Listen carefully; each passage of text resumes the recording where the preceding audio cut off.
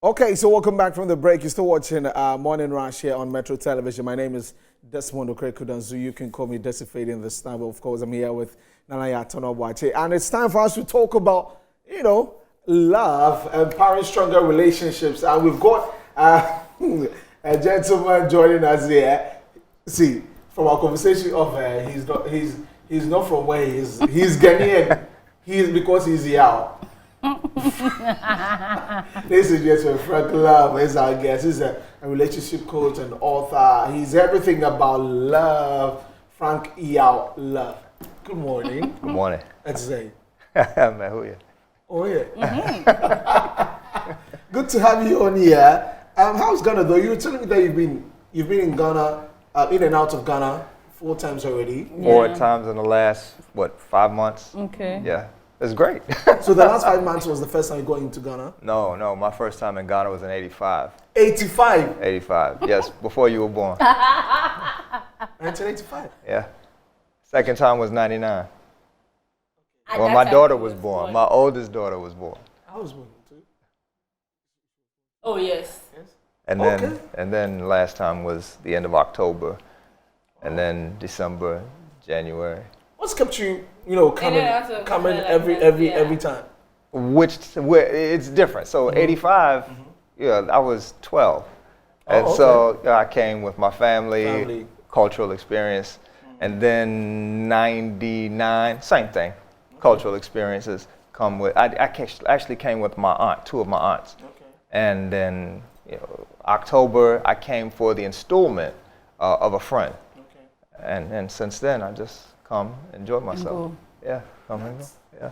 That's great to hear. Really great to hear.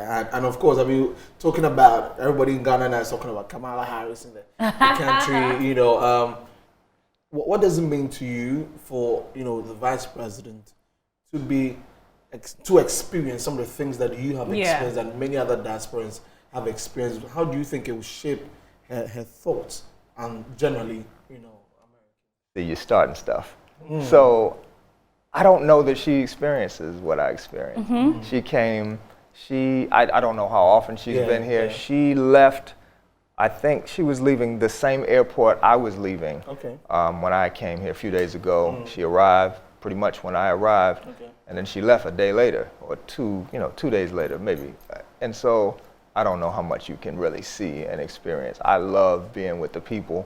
I love eating good food. I don't know that she did that, so I can't say. I understand. Well, true though.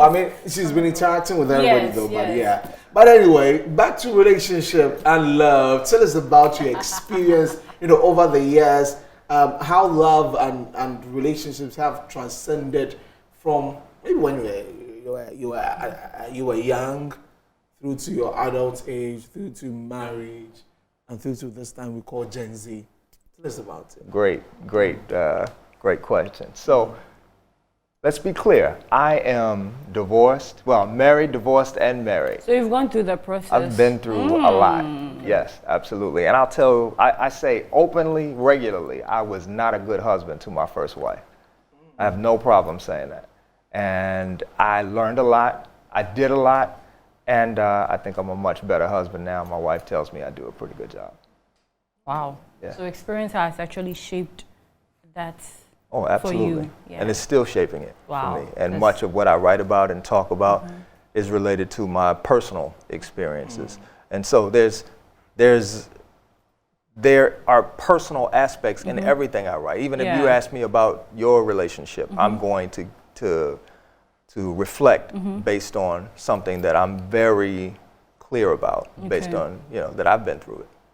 Let's start by understanding what exactly empowering relationship is. How do we empower our relationship, be it family, work, social relationship? How do you empower such relationships? Let's be clear. What I speak about and what I promote is what I call creating a loving culture in our relationships. And creating a loving culture means that I am genuinely interested in what you're going through. It means that instead of just being angry at you for doing something that I don't like.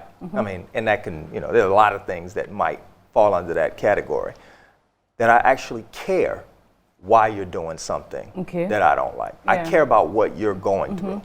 And I think about what is it that I can do to lessen her load. I mean, she may be doing something that's irritating me, but there's a reason she's doing something that's irritating me. You don't just look on the surface. You dip deeper into what the situation is. Okay. She has history. She has a family. She's been through whatever she's been through before me and even since me. There's a reason why she's doing what she's doing. And I actually care about that. Okay. Yes. So in situations like that, if you are to attempt to solve that kind of a problem, how do you go by it? Even though you have to get into the person's mind and understand it, how do you take it bit by bit?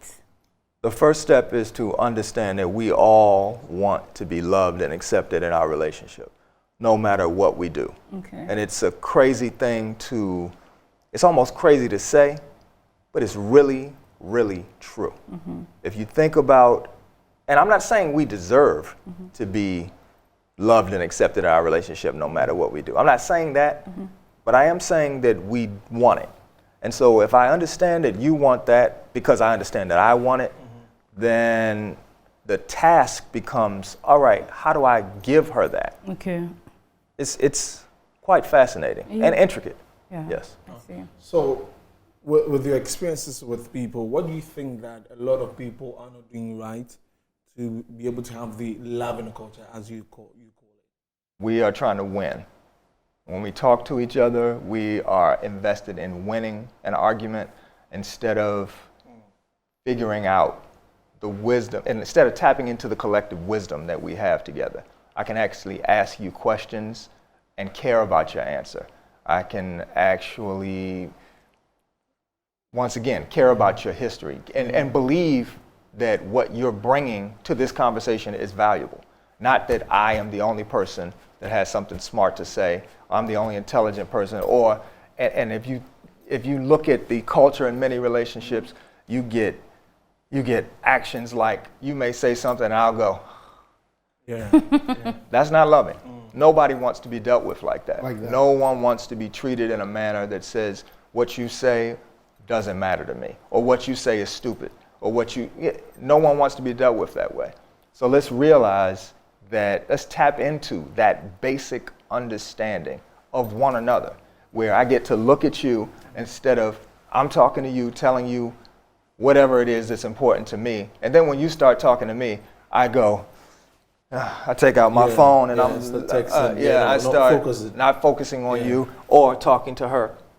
These are things that are simply unloving, and they're things that when you turn it around from being unloving, I get to tap into you. I get to look you right in the face, and through my actions and even through my words say, what you're saying is valuable to me and you matter to me. So let's move forward. Great. So you are in Ghana this time around. What are you embarking on? What's the project for your visit this time around? To plant the seeds of the importance of creating a loving culture in our relationship. And I intend to hit multiple media outlets. I intend to be back many, many times. Hopefully I'll see you again. Sure. And not just this trip, the next trip, and the trip after that. Yeah, definitely. And I've been talking about your experience where you write or you say the things that you have gone through. I think that's what a lot of people relate with, so that it's not like an abstract thing that you're talking about. That it's something that everybody could relate to. And with your experience, as I said, you've gone through the process, and so you know what you're talking about, and so that people can follow you with that. So tell us about any blogs, any books, anything that you put out that we could go check out. Well, my first book was called How to Gracefully Exit a Relationship. It was released. How to gracefully exit a relationship. I said that quickly, like it didn't really matter. But it was published in 2013. Okay. So that book sold out. It's gone. Now the second edition is called. It's a new title. It's called Relationship Conversations We Don't Want to Have. Actually, relationships conversations you don't want to have, but should anyway. Okay. That's the second book. And the third is 25 Ways to Be Loving. And so those 2 books will be dropping this summer. Okay. Yes. I think I would have to go read the first one. And I Hey. want the second one. All right. I want the first one, so we could find out on what platform or.